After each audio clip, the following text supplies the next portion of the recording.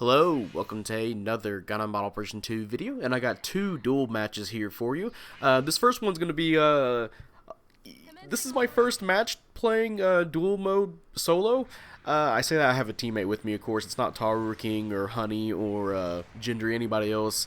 No, it's just a random. And yeah, as you can see, someone on the enemy team, they don't have stealth. No, they're invisible. So yeah, that's gonna be fun. That's probably good. That's gonna be the sole reason we lose because yeah, because latency is a pretty big problem. It's funnily enough that that's the first time I've encountered somebody invisible in a while. The last time I encountered somebody invisible was actually somebody on our team, and it was King, who had some pretty bad problems, right? And that was still a pretty close match. Even if King wasn't invisible, it still would be like it was a really close match. This one, the reason they won is because their teammate was invisible, and he has the Haros left on his team. If you guys don't know how this game mode works, which yeah, I'm going to talk about duel mode. I kind of already spoiled how I feel about 1v1s in GBO2 in the last spectator stream that I did. And in my opinion, 1v1s are really kind of shitty in this game. It's, first of all, it's more of a team-oriented game. So there's some suits that are just not going to work in a 1v1 situation. And there's some that are way overtuned for it. So there's going to be a lot of suits. It's kind of like what I say with Brawl Match, where you'll start seeing the same suits being used quite often. I think right now it's just because since it's a new game mode, people are like experimenting with what they can do, what they can use. But I'm already starting to see like similar suits enough, like shotgun suits or suits with just multiple melees, multiple stun options, just stuff that you'd expect, right? Stuff that I have already seen in 1v1s.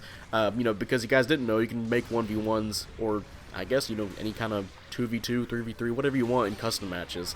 But yeah, so 1v1s I'm not too down on. 2v2s what was that beeping noise? Okay, laptop. The 2v2s I can see something there. It's still kind of the same thing, depends on usually who to get the first stuff. It depends on how fast you can react to your teammate getting stunned, and usually that can be a lot better at the higher cost. That way, you have a faster mobile suit that can react to, oh hey, my team is getting attacked, let's see if I can do something to try and help that. And if you guys don't know, you do actually have lives in this game. Why they got rid of points, I don't know why, even though points are just sufficient. That's how everybody's been using them normally in custom matches. So yeah, there's no points, you have lives, and those lives are the reason why we actually no, I think my teammate only got one kill, so they would have won regardless.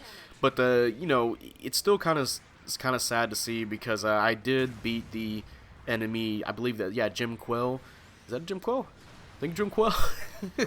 We beat the enemy Jim Quell enough to where he just has no lives left. And when you have no lives left, you actually spawn in with 50% of your health, and not like your life bar is half. No, like you literally have 50% of your health. It still shows as a full bar, right? But the thing is, because his teammate is still alive, I can't really, again, he's invisible, I can't find him. And I'm pretty sure for him, I'm invisible too, because I was not getting attacked by any, I wasn't getting attacked by Slimer from Ghostbusters, I couldn't see, nobody was coming up behind me and giving me a fucking ghost wedgie, right? Although I can definitely tell my teammate was suffering out there in his Zagzaku, because the enemy, the invisible, the ghost teammate here is the semi-striker, which has 2 melee attacks, and the Axaku commander doesn't have a dodge roll and only 1 set of melee, so it's gonna be tough on him. But yeah, as you can see, I'm just like, okay, well, all I can do now is just fight the Jim Quell, as I have been with the Zuda, which I actually got the splitter camo from doing the ranked matches, which I just had to glass side my way through it, because half those matches were either painful or half of them were pretty nice, But yeah, it looked pretty nice. I tried to paint the Zuda how its paint scheme was in MS Igloo. I don't think I got the colors too accurate. I think maybe like the white, maybe the dark. I put like a darkish blue, almost looks black. Although, unfortunately, because of how the splitter in the camos work in this game, it's not exactly what it's like on the Zuda. If you guys haven't seen the Zuda, it's got like a little stripe thing going on the shield with the white and the black. Same thing going on. Very faint on the other legs, although obviously you can clearly see it here. So maybe I should have dirtied up my suit a little bit to make it look a little bit more harder to see. But you know, it looks pretty nice. I like it, and I made it the same color the Zuda color blue on here. So technically, there's 3 colors, or no, I think there might be 4. Let me double check on that. I think there's 3 colors in the splitter.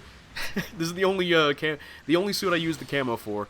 Yeah, we did 3 colors, and I didn't put on every part of my Zuda. I put it on the legs, the waist, the shield area there.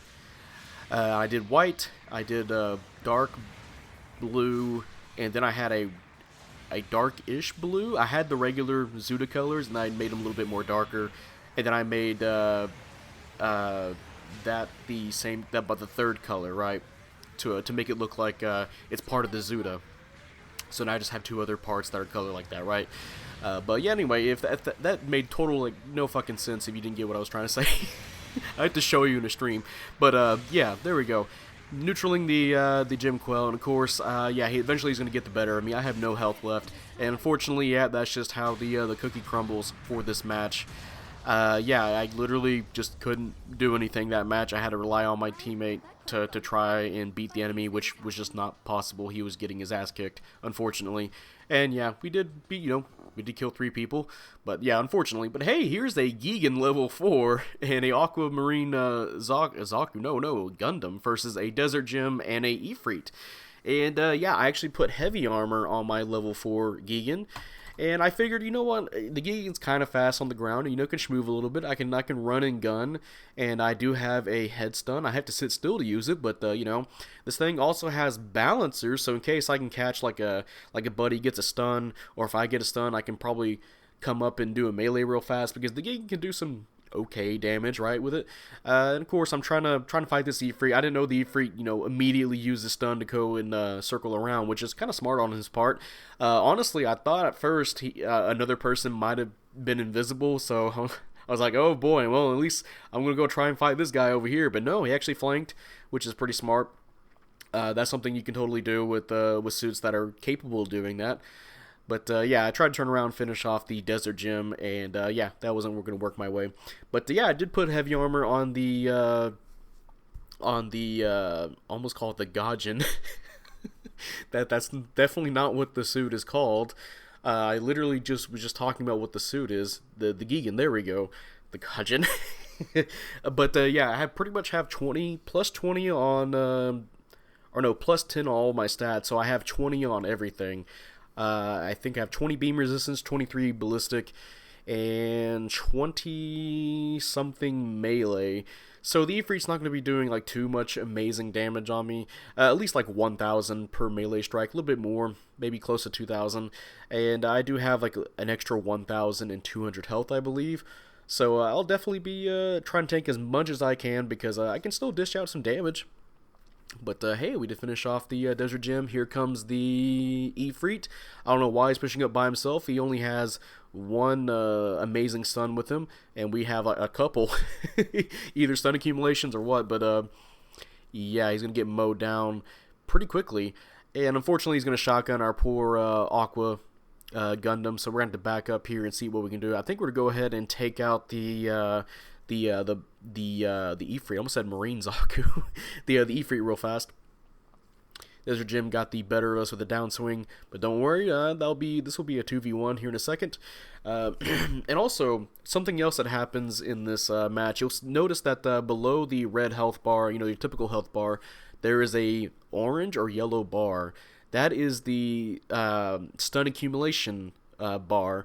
If you guys have watched some of my videos, or maybe other channels as well, you'll notice that some of us will talk about stun accumulation, and that's what happens if you, let's say, the Gigan's minigun, which it doesn't do. It will stun in 3 hits, which again doesn't do it. Don't do that. Don't try to just stun in 3 hits. Let's say it's stun in 3 hits, right?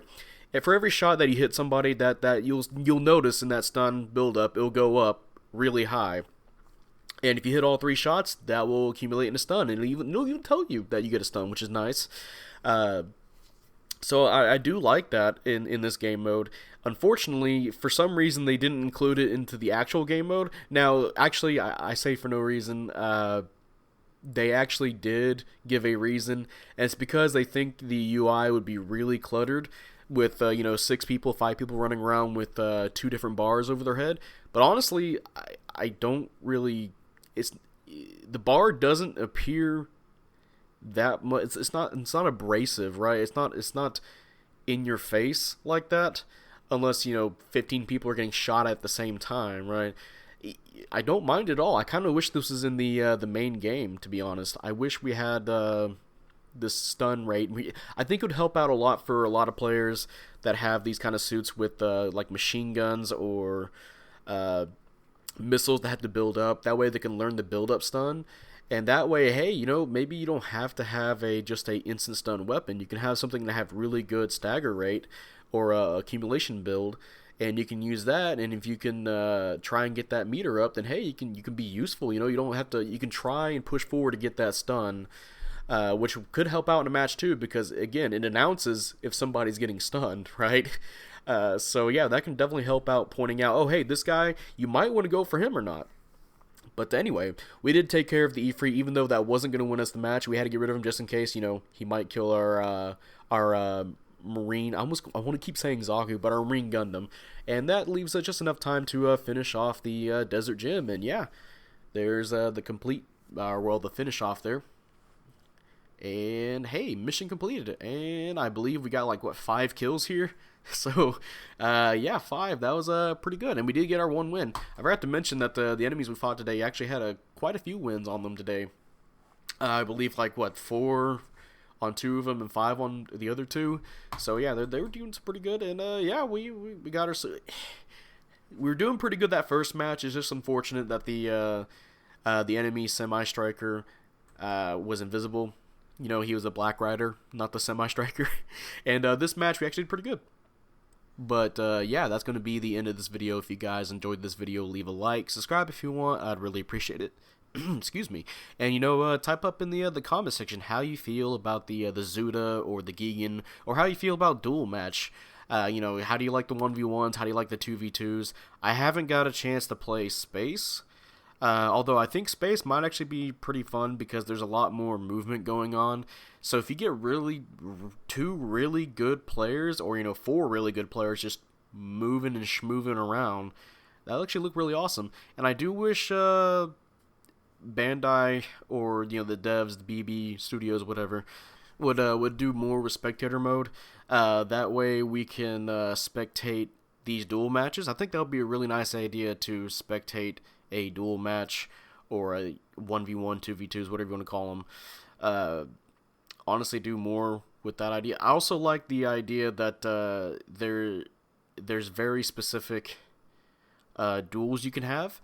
I believe for that first match it was just raids, which we were all raids, and that second match with the Gigan, it was both generals and supports. There was no raids there, which is pretty nice, because if there was supports and raids, the supports would get just fucking melted. Yeah, the supports are not going to be the ones to pick for a duel match if there's a raid around.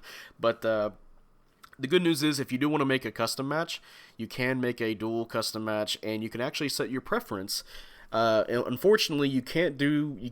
They give you the option to have a preference, but you can't put that on other matches. So you can't have an all general room or all support, all raid room, right? I feel like that would be a thing that that they should include too. It's technically already there. They just have to make it available for the other game modes. So I do think there's some nice ideas in duel mode. 1v1s, I don't like 1v1s in this game. 2v2s, I'm kind of fine. I can see the potential there. And I feel like, with spectator mode, I think, oh yeah, that could be really cool, spectating some gladiator matches, right? Or, I kind of do want to try Space, so maybe I'll be back with some duel matches with Space. But for right now, I don't think I'll be playing too many more ground duel matches. I do like my bigger team battles. Just my sort of thing. What I think GBO2 is better at doing. But you know, if you guys like them, then you guys like them. And yeah, with that, I will see you guys later. Bye.